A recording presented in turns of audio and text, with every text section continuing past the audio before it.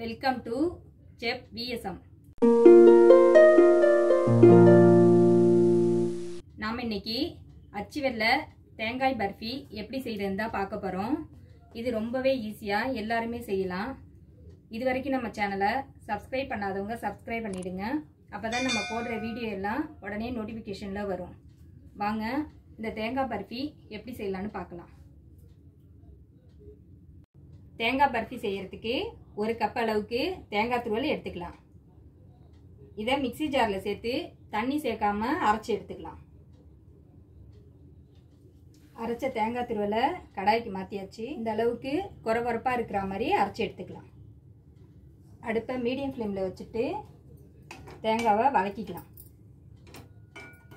தேங்காய் அடியில் பிடிக்காத அளவுக்கு ஒரு 2 நிமிஷத்துக்கு நல்லா வதக்கிக்கலாம். இந்த பர்ஃபி செய்கிறதுக்கு தேங்காய் எடுக்கும்போது தேங்காயோட வெள்ளையான பகுதி மட்டும் திருவி எடுத்துக்கோங்க. இப்போ இந்த தேங்காய் துருவலோட 1/4 கிளாஸ் அளவுக்கு பால் சேர்த்துக்கணும்.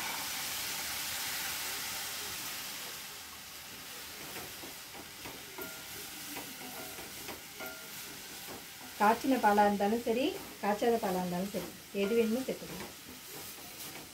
பால் நமக்கு நல்லா வத்திடுச்சு.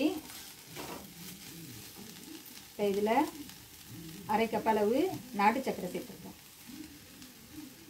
நீங்கள் நாட்டு சர்க்கரைக்கு பதிலாக அச்சு வெல்லமும் சேர்த்துக்கலாம். அச்சு வெல்லத்தை நல்லா பொடி பண்ணிவிட்டு இதில் போய் சேர்த்துக்கலாம். சர்க்கரை நல்லா கரைஞ்சி பாகா வர வரைக்கும் அடுப்பை சிம்லேயே வச்சுக்கணும். சர்க்கரை கரைஞ்சி நல்லா ட்ரை ஆகிடுச்சு. இப்போ இதில் 5 முந்திரி பருப்பு, 5 பாதாம் பருப்பு இதை மிக்சியில் போட்டு பொடி பண்ணி வச்சுருக்கேன். இதை இதில் சேர்த்துக்கலாம். இது வந்து ஆப்ஷனல் தான். நீங்கள் இது முந்திரி பாதாம் சேர்க்காமலும் செய்யலாம். 1/4 ஸ்பூன் அளவுக்கு ஏலக்காய் பொடி சேர்த்துக்கலாம். 1 ஸ்பூன் அளவுக்கு நெய் சேர்த்துக்கலாம். இது எல்லாத்தையும் நல்லா கலந்து விட்டுக்கலாம். இந்த தேங்காய் பர்ஃபியில் நம்ம ஜீனி சேர்க்காம நாட்டு சர்க்கரை சேர்த்து செய்கிறதுனால இது பெரியவங்கள்லேருந்து குழந்தைங்க வரைக்கும் எல்லாருமே சாப்பிட்லாம். இது இன்னும் 1 நிமிஷம் இருந்தால் போதும், நமக்கு தேங்காய் பர்ஃபி ரெடி ஆகிடும். நமக்கு இப்போ பர்ஃபி ரெடி ஆகிடுச்சு. இதை பிளேட்டுக்கு மாற்றிக்கலாம். நெய் தடவி வச்சுருக்க பிளேட்டில் இந்த தேங்காய் பர்ஃபியை மாற்றிக்கலாம். நம்ம இதை பீஸ் போட போகிறோம். இது ஒரு 5 நிமிஷத்துக்கு அப்படியே ஆறட்டும்.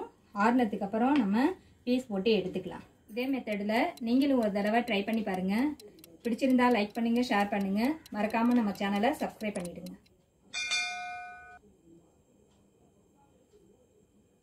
அஞ்சு நிமிஷம் ஆயிடுச்சு. நம்ம கத்தியால் இந்த மாதிரி பீஸ் போட்டுக்கலாம்.